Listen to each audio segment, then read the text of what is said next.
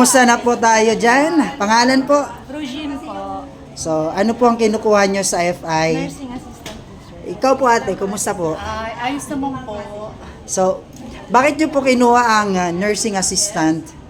Para po sa akin is pang personal po siya since ang parents ko is matatanda na po. Tapos Okay. makatulong po sa ibang tao. Ikaw po ate.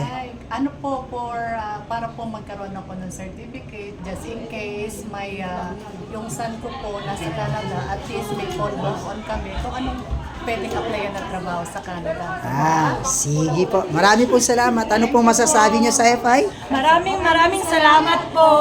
Sige po, thank you. Kumusta na po tayo? Ano pang experience sa FI? Kumusta po?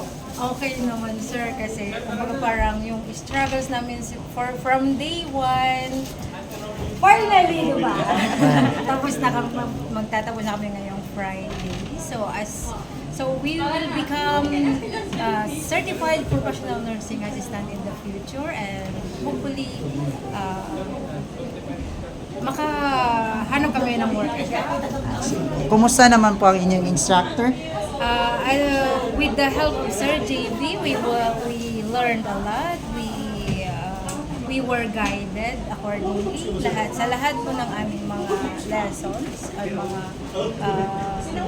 lahat po ng mga layers sa amin, we will make use po in the future. So, kumusta kuya? Gagraduate na tayo? Alhamdulillah. Pangalan po? Inar Uy, Ano po ang kinuha nyo sa FI? barista.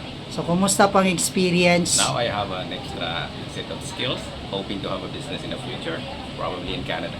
So, bakit po naisipan yung kumuha ng barista? I'm a coffee lover. Ganun po. So, kumusta naman po ang lahat overall? Awesome. I like it here. Okay, marami po salamat. Ato po final word? Thank you for this opportunity to have an extra set of skills. I choose this school because I know they are very good in here. Especially my trainer, Miss Rain. I'm so proud of her. Sige po, maraming salamat. Thank you.